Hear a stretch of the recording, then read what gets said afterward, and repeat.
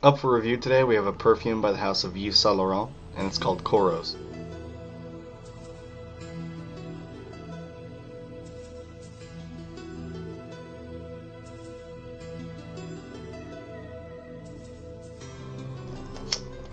If we're going to review this, we're going to do it right.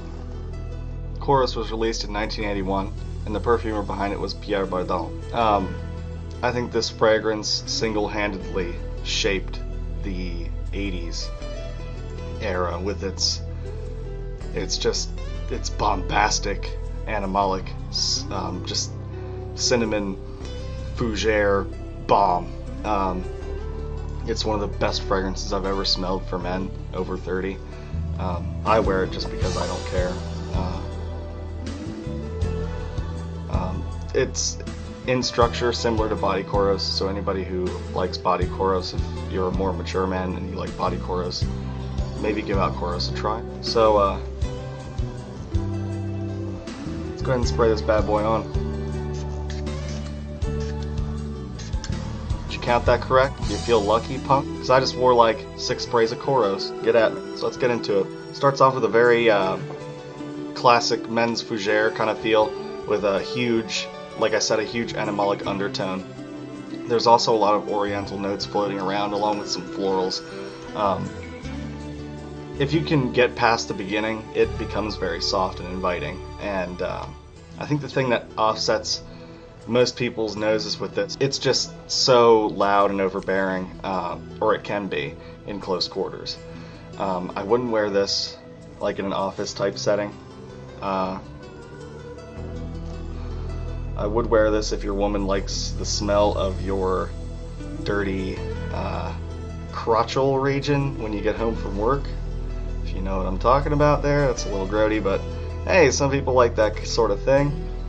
If you can, get your hands on the vintage bottle.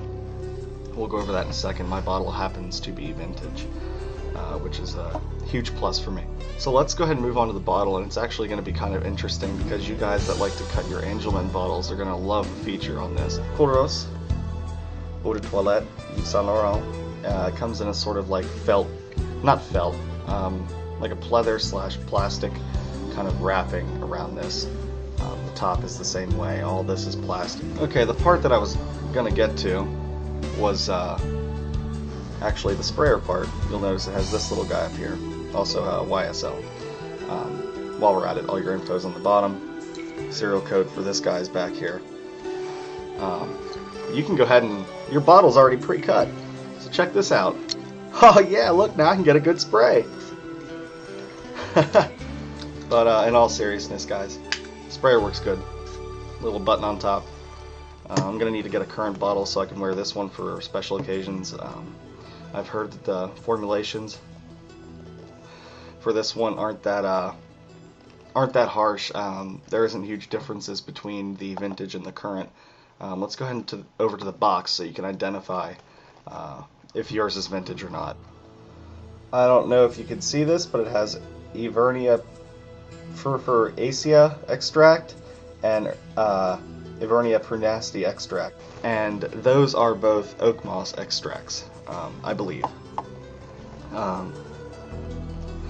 There's no tree moss to be found, nothing like that. So this does assure me that it has real oak moss, and oak moss, as we all know, was banned by the IFRA around the 90s, was implemented in the early 2000s. So my bottle's definitely from the mid 90s or later. I don't know for sure, don't quote me on that. The haters out there, the haters of this fragrance will say it smells like a urinal cake, it smells like feces. Sorry, if you're just gonna say that, if you're gonna be just blatantly rude about a fragrance, all I can say is your nose isn't developed. I'm not being rude, but if you're just gonna give a really shitty kind of quirk about a fragrance like that, then you know you need to go ahead and observe some more things before you make an assumption like that, because I don't believe that this smells like a urinal cake, and I don't believe that it smells like a restroom or feces or shit or anything like that, but it is very dirty. Now I can understand if you guys would suggested it smelled like shit if it had castoreum in it, but it does not. It has civet. And civet is an extremely animalic, acidic, sort of citrus piss smell. But it goes very well with the rest of the honey and other spices and florals and vanilla in there. Actually, as this dries down, I sort of am reminiscing of, you ever went to a sort of like a dinner and they had big buns, like big floofy buns, and you could put honey butter on them. I forget what restaurant that is. If you know what restaurant that is, go ahead and comment below. I don't know what restaurant that is. I just remember, you know, big floofy handmade bun, honey butter.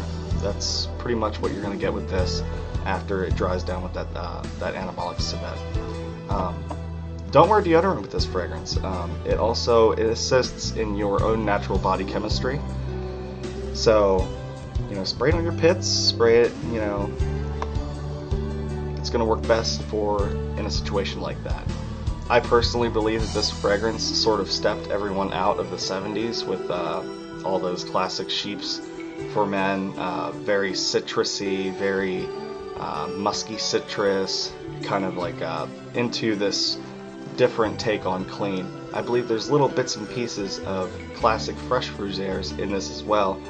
It bears a similarity to Lapidus pour homme, and it also bears a small tinge of Cool Water by Davidoff.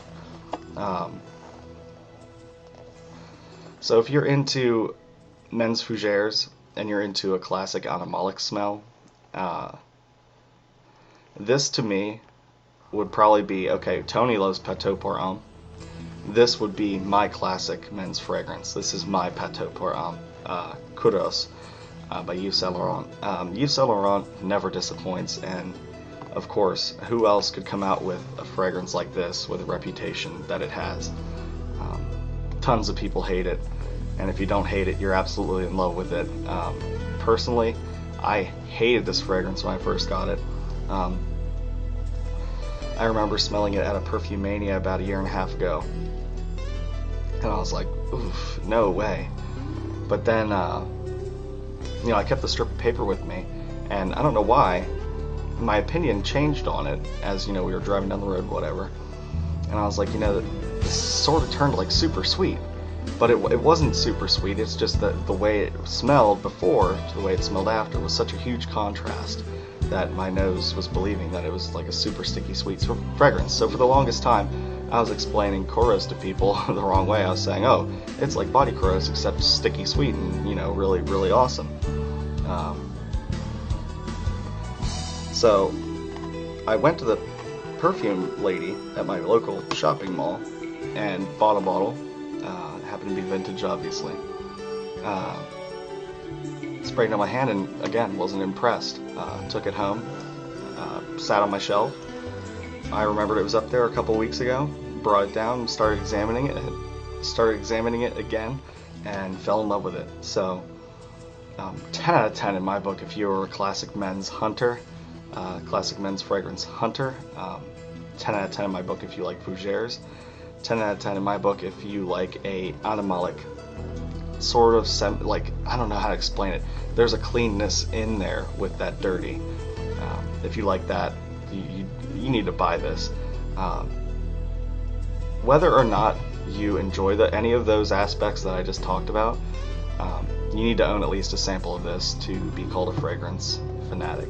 This is a fragrance that has stood the test of time, has many fans, has much hatred for a reason. It's just a fragrance that really smells like nothing else.